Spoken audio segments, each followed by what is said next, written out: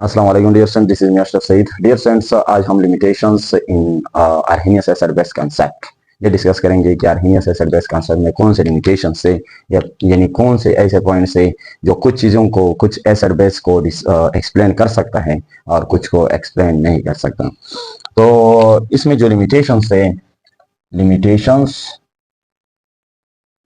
Limitations in Arrhenius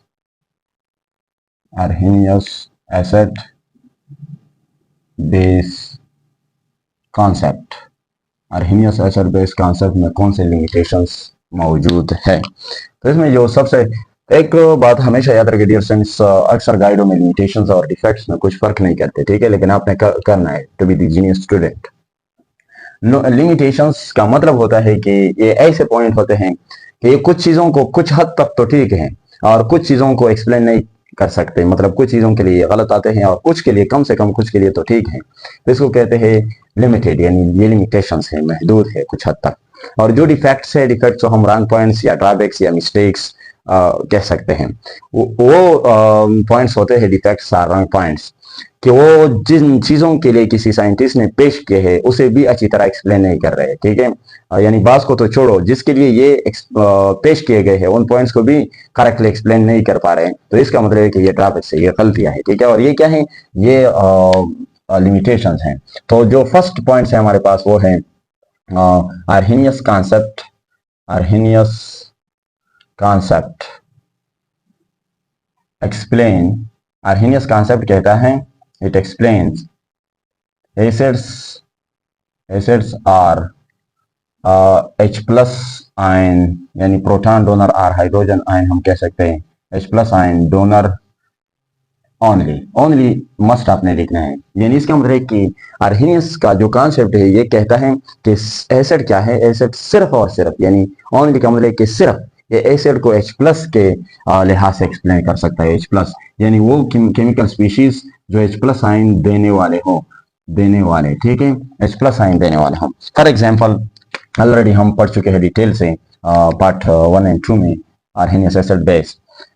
for example HCl है, for example HBr है, for example H2SO4 है, वगैरह वगैरह हम बहुत डिटेल्स ऑलरेडी पढ़ चुके हैं। तो इसमें अगर हम देखें, अगर इसको मैं अकॉर्डिंग टू आर्हेनियस पानी में डाल दो तो ये वाटर में H प्लस देता है, H प्लस देता है सेल नेगेटिव एक्वस। इस तरह ये भी दे सकता है, ये भी दे सकता है। तो इसको आर्हेनियस ने नाम दिया कि ये क्या है, ये एसिड्स है। लेकिन इसके अलावा अगर हम कुछ और एसिड्स देखें, फॉर एग्जांपल मैं देखता हूँ जो कि आर्हेनियस एसिड के मुताबिक वो क्या है, वो एसिड नहीं है, ठीक है। फॉर एग्जांपल मैं लेता हूँ BCl3। BCl3 जो है ये आर्हेनियस इस कॉन्सेप्ट को एक्सप्लेन नहीं कर पा रहे हैं कि ये एसिड है, लेकिन हम बाद में पढ़ेंगे इसको लेविस कॉन्सेप्ट एक्सप्लेन कर सकता है कि क्या है, लेविस ये एसिड है, लोन पेयर एक्सेप्टर है, ठीक है। इसी तरह BF3 भी हो सकता है, इसी तरह BH3 भी हो सकता है, इसी तरह अगर हम AlCl3 ले ले तो ये भी एसिड है, लेकिन ये कॉन्सेप्ट एक्सप्लेन नहीं कर पा रहा, ठीक है। इसी तरह अगर हम नेक्स्ट पॉइंट की तरफ हम आ जाए तो नेक्स्ट पॉइंट हमारे पास क्या, Arrhenius concept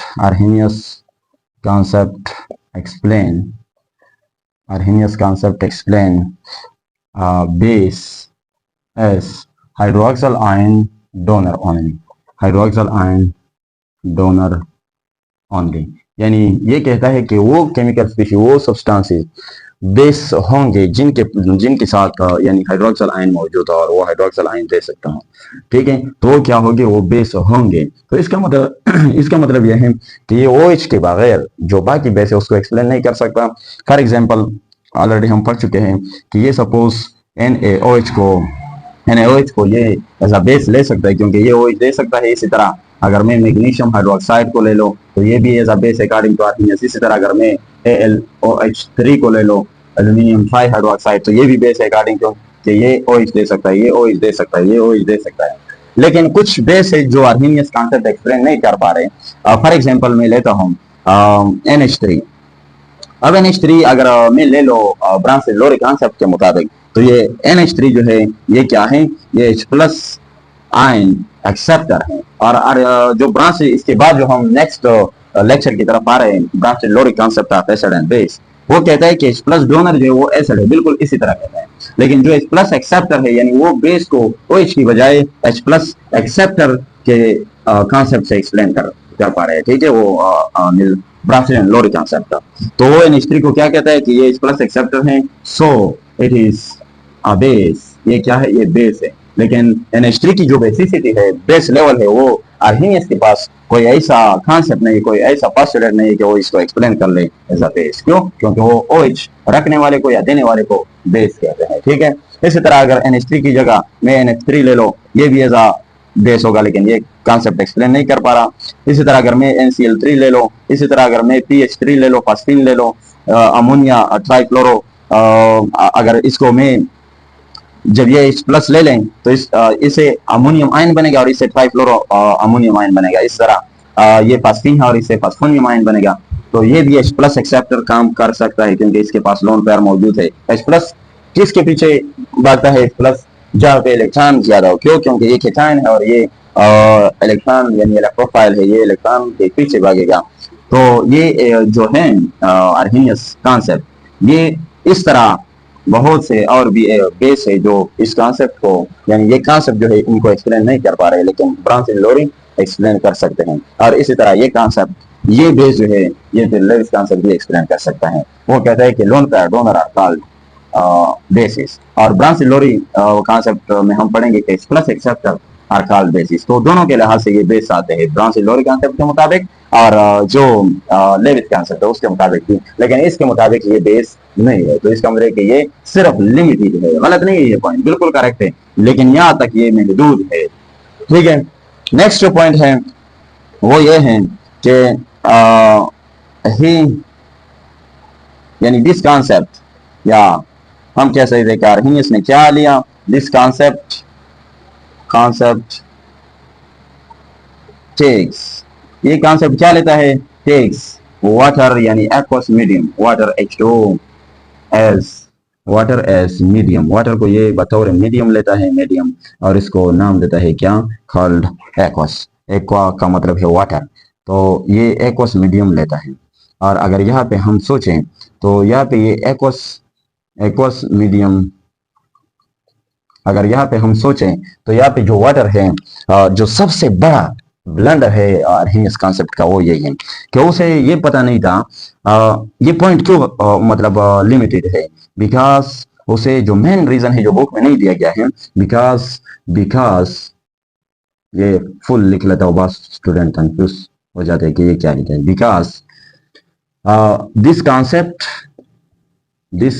concept doesn't explain, इसको आप बतौर फोर लिमिटेशन के तौर पर भी लिख सकते हो, ठीक है। This concept doesn't explain how acids donate H plus and how base donate OH ion in water।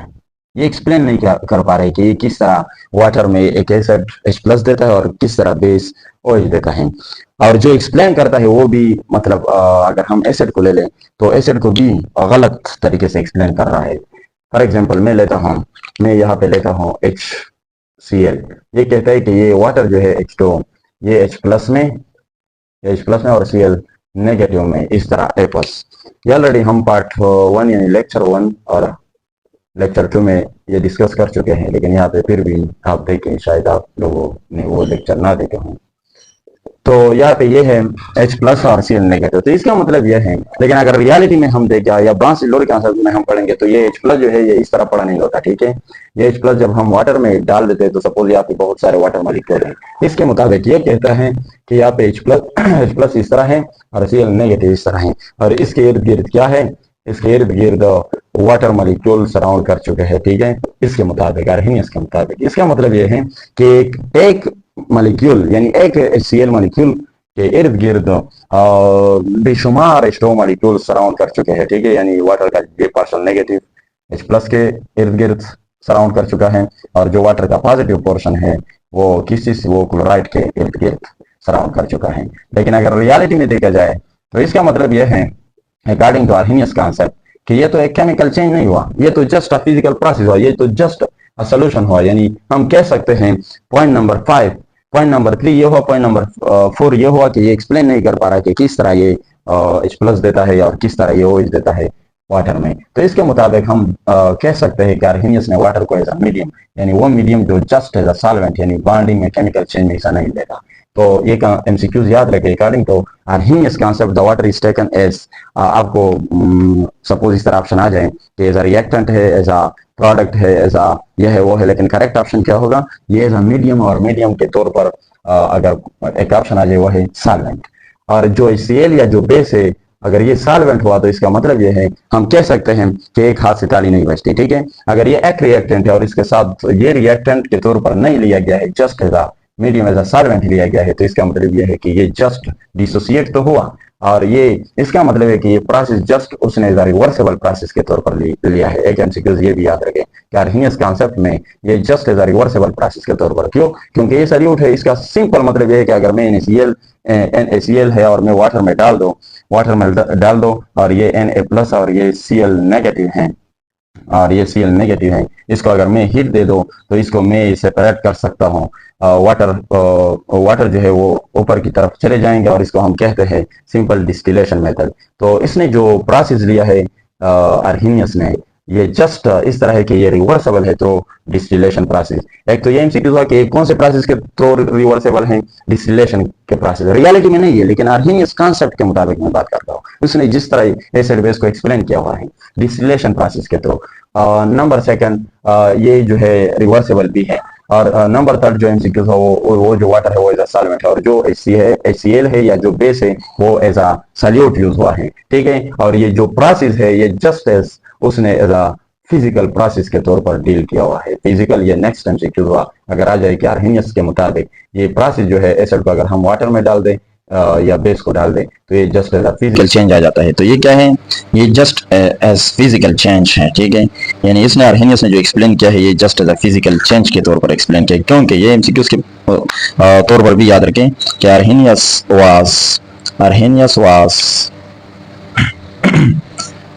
was unfamiliar, यानी वो बेखबर था about the coordinate covalent bond। यानी आर्हेनियस जो था वो यहाँ पे इस चीज से बेखबर था कि यहाँ पे ये कौन सा प्रोसेस हो रहा है, ठीक है। यानी यहाँ पे कोऑर्डिनेट कोवेलेंट बॉन्ड बन रहा था। और ये क्यों था, मेन रीजन ये याद रखें, क्योंकि आर्हेनियस ने 1884 में अपना कॉन्सेप्ट पेश किया, और 1886 में प्रोटॉन डिस्कवर हुआ, यूजन गोल्डस्टाइन ने प्रोटॉन डिस्कवर किया, और इलेक्ट्रॉन 1897 में कंफर्म हुआ। प्रेडिक्शन तो पहले हुई थी, लेकिन 1897 में जे थॉमसन ने कंफर्म किया। और इसके साथ साथ जो एटॉमिक मॉडल था, यानी nucleus for the first time discovery of nucleus और आउटर स्पेस का कंसेप्ट, ये रदरफोर्ड एटॉमिक मॉडल में हुआ। यानी 1911 को रदरफोर्ड एटॉमिक मॉडल पेश किया गया, रदरफोर्ड ने पेश किया। और उसके बाद 2 साल बाद 1913 में नील बोहर ने अपना मॉडल पेश किया। रदरफोर्ड ने न्यूक्लियस और नील बोहर ने न्यूक्लियस और शेल्स का कंसेप्ट दिया। और शेल जब आया तो शेल में इलेक्ट्रॉन आ गए, और शेल जब इलेक्ट्रॉन्स आ गए तो इसका मतलब ये कि इसके साथ साथ वैलेंस शेल भी आया, और वैलेंस शेल जब आया तो इसमें वैलेंस शेल इलेक्ट्रॉन भी आए। और जब वैलेंस शेल इलेक्ट्रॉन आ गए तो एलिमेंट्स का यानी एटमों का जो केमिकल नेचर था, केमिकल बॉन्डिंग एबिलिटी थी, यानी वैलेंसी या केमिकल प्रॉपर्टी, वो मालूम हुआ है, ठीक है। यानी इससे पहले नील बोहर से पहले एटम कितने बॉन्ड बनाते हैं और किस तरह बॉन्ड बनता है, केमिकल बॉन्ड, ये कॉन्सेप्ट किसी को मालूम नहीं था सही तरह। अगर यहाँ पे हम देखें तो यहाँ पे क्या होता है, यहाँ पे फॉर एग्जांपल हम ये ब्राउन-सिल्वर कॉन्सेप्ट में पढ़ेंगे कि यहाँ पे सपोज मैं डालता हूँ HCl डालता हूँ, HCl जिसमें H प्लस HCl एसिड है, H प्लस क्या है पार्शियल पॉजिटिव और Cl नेगेटिव है, ठीक है। तो यहाँ पे हम ब्राउन-सिल्वर कॉन्सेप्ट में पढ़ेंगे कि यहाँ पे जो वाटर है ये बेसिकली यानी आर्हेनियस के मुताबिक HCl के इर्द गिर्द बेशुमार number of water molecules surround कर चुके हैं। लेकिन ब्राउन-सिल्वर में हम पढ़ेंगे कि यहाँ पे एक H प्लस के साथ यानी एक H2O मॉलिक्यूल मिल जाता है। क्यों, क्योंकि ये असल गेम किस चीज का है, कोऑर्डिनेट कोवेलेंट बॉन्ड का है। फॉर एग्जांपल अगर यहाँ पे मैं एग्जांपल ले लो कि ये सपोज मैं क्लोरीन और ये हाइड्रोजन आ गया, और हाइड्रोजन ने मेरे साथ एक एक इलेक्ट्रॉन शेयर किया। अब मैं क्लोरीन हजा भी मैं जाता हूँ तो ये हाइड्रोजन भी मेरे साथ जा रहा है, ठीक है, क्योंकि इसके साथ तो मैंने धोखा किया हुआ है। क्यों? क्योंकि इसका अपना इलेक्ट्रॉन मैंने अपनी तरफ खींचा हुआ है, ठीक है, और इस पे पार्शियल पॉजिटिव है। अब जिस तरह मैं इस Cl को वाटर में डाल दूं तो ये ऑक्सीजन के जो इलेक्ट्रॉन है ये शैतानी करते हैं, ये कहते हैं एच प्लस को, Cl के एच प्लस को कहते हैं कि आप इसके साथ क्यों इधर उधर घूम रहे हो, तो इधर आ जाओ, मेरे पास लोन पेयर है, मैं आपको लोन पेयर दे देता हूँ। तो ये उसको lone pair coordinate covalent bond के थ्रू देकर ये एच प्लस जो है ये क्लोरीन के साथ जो फ्रेंडशिप है वो तोड़ देता है, और हाइड्रोजन जो है यानी एच प्लस पार्शियल पॉजिटिव वो अपना इलेक्ट्रॉन क्लोरीन को देकर क्लोरीन से क्लोराइड बन जाता है, और ये एच प्लस वाटर के साथ रिएक्ट करके ये हाइड्रोनियम आयन बन जाता है। तो ये H प्लस हुआ, सॉरी H3O प्लस हुआ हाइड्रोनियम, और ये क्लोरीन क्लोराइड फॉर्म में चला गया। ये किस वजह से हुआ? ये सारा गेम इस कोऑर्डिनेट कोवेलेंट बॉन्ड का era, और जो आर्हेनियस था उसे इस कोऑर्डिनेट कोवेलेंट बॉन्ड का पता नहीं था, तो इस वजह से उसने ये इस कॉन्सेप्ट को, तो इसलिए उसने सिर्फ वाटर लिया हुआ है। अगर उसे ये पता होता कि ये सारा गेम लोन पेयर का है तो वो ये ना कहता कि सिर्फ एक्वस मीडियम, तो वो बाकी मीडियम भी ले सकता था।